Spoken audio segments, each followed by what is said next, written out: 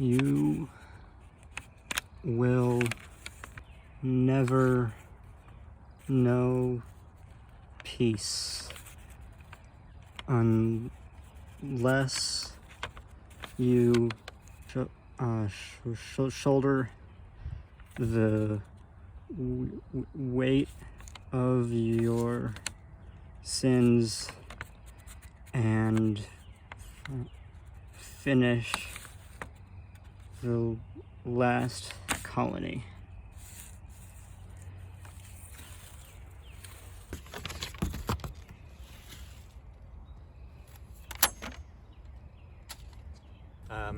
So hello everyone. You may notice that I'm in a different room than usual. The reason for this is that I'm staying in LA for a couple of months for work. This is pretty much the only room I could afford. It's about $1,700 a month, which is a bit steep for one room in my opinion, but you know, it's private. It's got air conditioning. Oh man. So I figured I'd just get right into the big question. When am I uploading The Last Colony Part 3? Short answer, I don't know, but yes, it will happen. I want to clear any doubts. Yes, I will upload The Last Colony Part 3. I have no intentions of canceling the series, as some have theorized for whatever reason. Hang on, my ceiling is creaking. Doesn't sound good at all. Yeah, gonna have to get a contractor in here or something. It's the pipes? I think it's the pipes. So the long answer is, I would usually work on it in the summers between years of college. And I couldn't work on it for the last couple summers because I had an internship and I had to work on some massive final projects. And so right now, basically, I'm trying to finish up all of my dangling personal projects, get all that stuff out of the way, make sure I have a completely clear schedule to just start and finish in one giant marathon. So basically, once my schedule is clear, that's when I can start. I already have a good chunk of the script written. It's all outlined. I know how the story's gonna go. I've actually got GCustomsCreations working on new versions of all the characters. I'll link his work in the description. He is extremely talented. You should check him out, give him a follow. But anyway, this latest development has delayed production by about 3 months. I'm not sure when I'll be able to start working on it, but again, LA, 3 months. You may notice that everyone keeps saying in my comments that I should work for Robot Chicken. Well, I'm working on season 11. Cool news, yeah, big cool news. It's gonna be a lot of fun. It's not that far from here, actually. See the studio right over there. I don't think they know I'm here. But anyway, don't click away from the video. I do have some more stuff to say. So the main thing is I want to tell you about some other very talented Halo Mega Constructs animators who I think you should be watching in the meantime. They don't get nearly as much attention as I do, and in my opinion, they absolutely deserve as much as I do, if not more. You may notice that my uploads have been slowing down, but pretty much all these guys are relatively active. Hang on, I've got a... Here we go. Okay, I just want to mention, this list is not in any specific ascending or descending order. This is just the order I wrote them down in. But you know, YouTube likes numbered lists, so I'll just say, okay, number 1 on this list that is in no order is Stopmo Bro. He is one of the best currently active Mega Constructs animators, one of the newest as well. He's still fairly young, but he's better than I was at his age. The amount of progress he's made in a short space of time is staggering, to say the least. I first discovered him through his video Arbiter Incineration, which was inspired by my own Arbiter Infection. The camera moves were excellent. All the impacts had so much weight behind them. The movements of the characters are... What was that? Love his directing. The way he shakes the camera during all the impacts, it's perfect. He has some very strong key poses too, and that's animator talk for when they start an action and when they finish an action, they're in cool poses. He's very innovative too. He's been experimenting with a lot of different techniques for practical effects, like this Forerunner teleportation effect. I love that. Like that looks so sharp, and that's all practical too. There's no digital effects in there. And he's been experimenting with these blood effects. It's just washable marker on bricks. Like, that looks so good. I gotta try that. If I had to pick like one big reason to recommend Stopmo Bro to you, it would be, apart from just the level of quality of his animation, I'd say his innovation, you know, his experimentation, his growth. I think that's the big thing that would draw me to him. Okay, number 2 on the list of animators in no particular order is Fallable. You can find some of his best and latest work on Instagram, but he's active on YouTube as well. One thing that will stand out in pretty much all of his videos is motion blur. There is always motion blur in his camera moves, in his action. It's always there. It really helps to sell the realism. It it almost feels like live action sometimes. That's how good it is. The camera work is really detailed. It's got this realistic element of shake to it. It's like it's all being filmed on a handheld, and it really sells the impacts too. It's perfect. He also animates mega constructs at a relatively high frame rate compared to myself or some of the other animators here. It's always a difficult thing to do. I don't go higher than 15 frames per second myself, but it looks like he does sometimes. Either he'll speed up the footage or he'll just shoot it that high. I don't know. He's also grown quite a lot in a very short space of time. He has a video on his channel which documents it pretty well. You can see the stark difference from when he started animating to where he currently is now. It is genuinely impressive. But both of these guys have made a ton more progress than I did in that space of time. So the one big reason to recommend his work would be the constant visual interest in his action. There's always something cool going on to look at. The camera's always moving and always shaking. There's always motion blur. It just looks so freaking good. So number 3 on my list of animators in no particular order is Axiology Studios. His work is truly remarkable.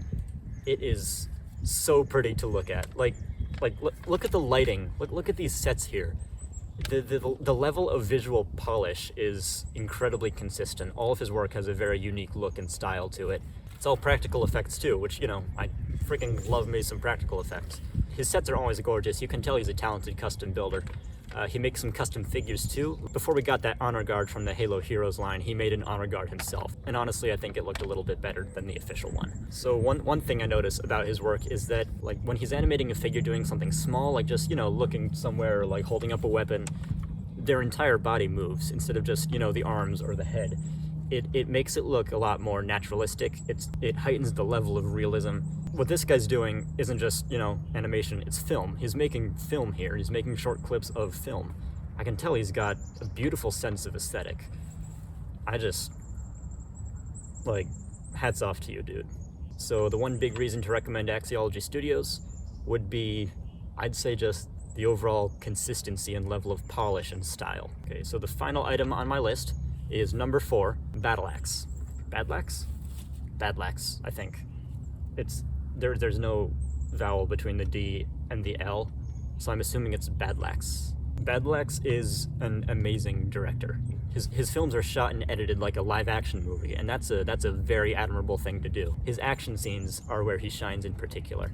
He uses a more limited style of animation. It's just not as high a frame rate as the others on this list, but that is absolutely not a bad thing. Limited animation is a very attractive style when done right, and he does it right. So instead of like long shots with complicated, detailed actions, he'll cut one action up into like 5 or 6 quick shots.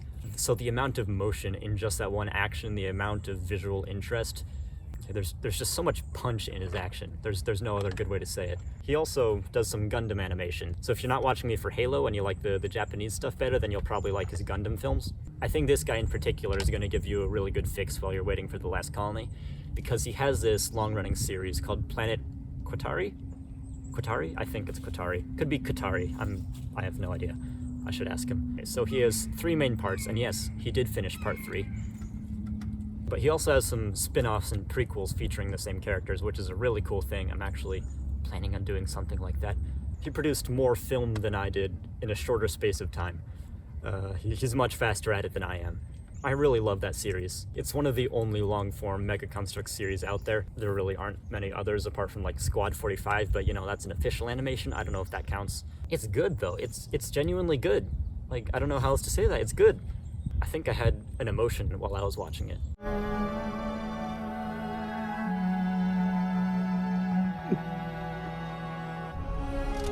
You zombified shit stains! I'm gonna kill you! You bastards! I'm gonna kill every last one of you! I'm gonna kill you all! Like, I thought I was sick or something at the time, but no, it turns out that's just feelings. Also, look at his combat choreography. Like, look at that. Like, look at that. I do not say this lightly. Watching his action is like having Monty Ohm back. I don't say that about just anyone. Monty Ohm was one of my favorite animators ever. You may know him as the guy who did all the fight scenes from Red vs. Blue, or, if you're cultured like me, the guy who made Haloid. Like, his action scenes are so fast, but you can still see every single move happening. It's not so fast that it's confusing or messy. It's just... That's good stuff. Like, I could watch some of these clips over and over and over again, and I have. So if I had one big reason to recommend Badlaxe to you, it would probably be his ambition and his scale. Like, if you cut all these Qatari films together, it would be pretty much feature length. Like, there's a whole movie right there for you to watch for free and on YouTube, and it's solid too. Oh, and lastly, I just want to throw in some honorable mentions. Like, I have a lot of favorite animators, but I couldn't include them all here for time's sake.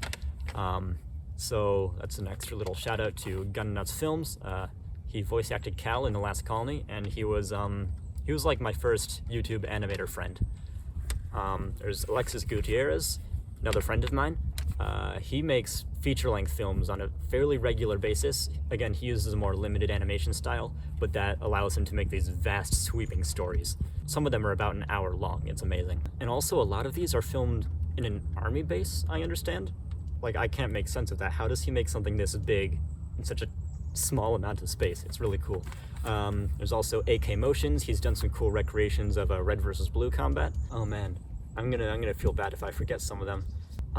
There's Sonic John 117. There's Cam 4K Studios. I just want to say, please go to their channels, watch their videos, subscribe, like, comment, everything. Like, give them all the support that you want to give me. Every time you want to comment, hey, where's The Last Colony Part 3 on one of my videos, I want you to go to one of their videos and comment on how much you loved it. Like, they deserve all that traffic while I'm off doing my own thing. Hang on. What was that? Sorry about that. Just a false alarm. Okay, so don't give up hope. The Last Colony is coming. In the meantime, I truly do want you to go and check these guys' work out. It is some good stuff. Like, they all inspire me. They do. Like, when I watch their work, I see things that I want to improve in my own. And there's a lot of techniques they use that I want to try out in part 3. In case they do find me, whatever you hear on the news, I was framed. I can promise you that. I'm looking for the man who did it. It's just a matter of who finds me first. One last thing. I just want to make it clear how much I respect and admire these 4 animators. If anything happens to me, if he finds me, if I die before I can finish The Last Colony, I want these guys to finish it for me. But believe me, I will not die unless I am killed. Alright, talk to you later.